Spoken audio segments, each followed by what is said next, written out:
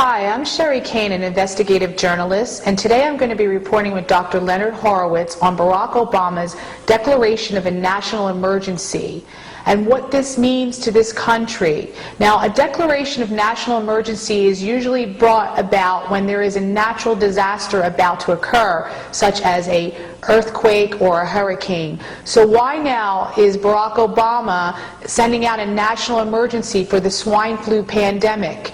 So today we're going to talk to Dr. Horowitz about the Model State Emergency Health Powers Act and how that's going to be kicking in because of this national emergency. The Model State Emergency Health Powers Act has been advancing for several years. It allows the state's health officials, upon declaration, as you've just seen by Barack Obama, of a national emergency, to arrest the state's constitutions and the state's legal systems, to deputize first responders, emergency responders such as fire officials, police, and even dentists, such as happened in the state of Massachusetts, to be the facilitators of the public health response. In this case, vaccinations, drugs, whatever, things like Tamiflu is recommended by the state health officials. That's what's recommended and administered by those who are deputized. The worst problem is it violates the federal U.S. Constitution, the First Amendment rights, civil rights that is, to life, liberty, pursuits of happiness, as well as religious freedoms to exempt from risky vaccinations.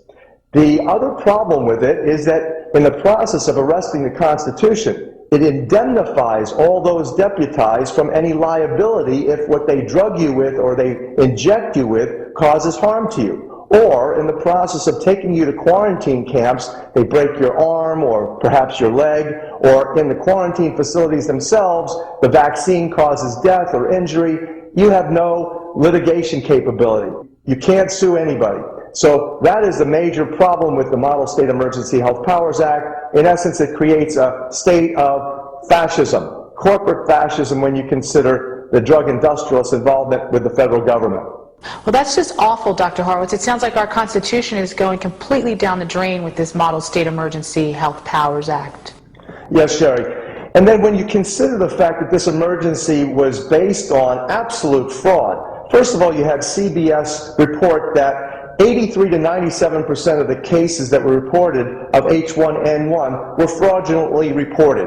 They didn't have H1N1. It was essentially the CDC fanning the flames of fear so that the public would get vaccinated. Number two is you had Purdue researchers state that last week the pandemic, H1N1, had already gotten to its highest peak and that it was on its way out. We were in fact celebrating. And number three, the realization that these vaccinations have no benefit whatsoever when you consider the fact that only 1,000 people have died over the past 6 months from April 2009 to the present, whereby that's only 6% of those who would normally die of a seasonal flu during that same time period. That's ridiculous to then declare a state of national emergency in the wake of these kinds of statistics. The reasoning that the media is claiming that Barack Obama made the declaration of national emergency was because of a shortage of vaccinations, which really doesn't make any sense because the Health and Human Services Secretary, Catherine Sebelius, reported that there was enough vaccinations to go around and that 10% of them would be given to people overseas. And health officials throughout the United States stated likewise. Up until 2 weeks ago, there was plenty of vaccines to go around. And New York Governor Patterson has rescinded the mandate on healthcare workers and pushed it over to pregnant women and children, claiming it was mandatory for them to get the vaccinations. Or very important, that is. In the reality, this, quote, mandate that they originally claimed was necessary for healthcare professionals, what they didn't tell you, it's not a vaccine shortage that motivated them to change. It was this whole concept of shortage marketing. Consumer Reports stated that we the people, 70% of us, had refused the vaccinations. We're going to not get vaccinated with H1N1 or seasonal flu vaccines this year. So what do? Placed in that situation, you create what's called shortage marketing. You claim that something is in short supply, and that creates this whole fright and fear and movement of the consumers to stand in line, roll up their sleeves to get vaccinated. It's a complete scam. And New York Governor Patterson, along with the media, failed to mention that the reason was not because of a shortage of vaccinations, was because of the court dates that were being filed from healthcare workers and the nurses' unions. Exactly. In the state of Washington, the nurses' union there brought a successful litigation and a declaration by the court to make mandatory vaccinations illegal. That's associated with the First Amendment rights to the Constitution. Freedom of choice in health care is one of those choices and those requirements under civil rights. Now let's talk about the Partnership for New York City and who broke the news of the declaration of national emergency. The two media entities were Reuters and Fox. And those entities are partners in the Partnership for New York City, which is a partner for New York State. The reality is that you're dealing with the media that has its hands in the till of not only state government financing through vaccination purchases, but also the entire drug industry is intimately connected with Reuters News Service and Rupert Murdoch's Fox News, Time Warner, Turner Broadcasting, HBO. All of the major media is largely controlled by the same people that are pulling the strings on the puppet politicians that are advancing this alleged vaccine shortage to inject the people with toxic, genocidal, witches brewed vaccinations. Sitting on the board of directors for the Partnership for New York City is Thomas Gloser, who is the CEO of Reuters and also the director of Merck Pharmaceutical.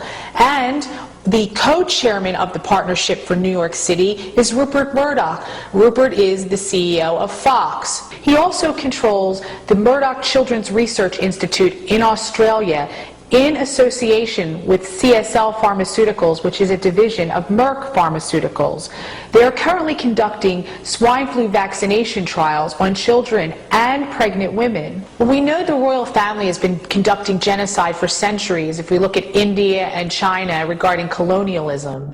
And the fact is that neocolonialism today, called globalism or globalization, is likewise this whole process whereby the agendas of the royalty of Europe, combined with the Rockefeller family of America, is advancing precisely what they want to happen.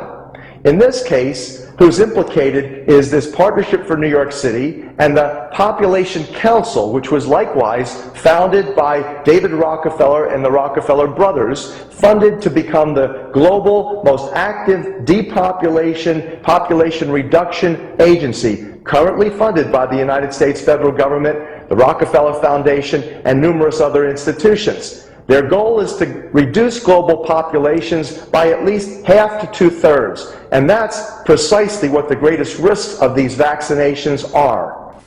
And the safety studies that were conducted for the H1N1 vaccinations at Rupert Murdoch's Children's Research Institute in Australia were not up to science standards. Exactly.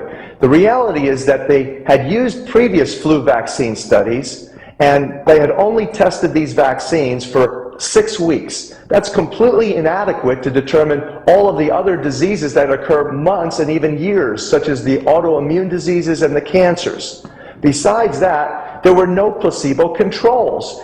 What happened was that the drug industrialists, because they wanted to erase differences between experimental and control groups so that it would show no statistically significant differences between vaccinated and non-vaccinated people that they were studying, they used vaccinations instead of saline solutions in the control groups, which completely is bogus science, and that simply is what allows the health professionals and the health officials to claim safety of these vaccinations. It is a complete and utter fraud. So if there hasn't been enough effective research done on the H1N1 vaccinations, and there hasn't been a lot of people dying from this virus, then what is the declaration of national emergency really about? It's really about population control, population manipulation through the mainstream media persuasion, and then population reduction through vaccination intoxications. What is happening is that these vaccinations contain highly unstable viruses. that easily mutate because they're laboratory recombinants. They are live, active laboratory recombinants that are being administered to people who roll up their sleeves to get vaccinated. They shed that virus up to 3 weeks post-vaccination, which means that if you haven't been vaccinated and you get near somebody who sneezes who's been vaccinated, you can get their H1N1 laboratory-created virus infection. And if you get that infection now, or if you've been vaccinated, you stand the risk of recombining that virus with other circulating viruses such as H5N1, which the officials have been telling us for a couple years now is not only circulating, but kills 6 out of 10 people it infects. That, according to all the evidence, is the most real reason, fundamental underlying reason for the national emergency and the state's Model State Emergency Health Powers Act being enacted. Well, that's all for our segment now, folks. Stay tuned for our next segment to educate you all on the latest news. For more information, we urge you to visit fluscam.com. Check out the latest news release links. Also, check out the flu do's and don'ts link, which Dr. Horowitz has some amazing remedies for you to stay healthy this flu season.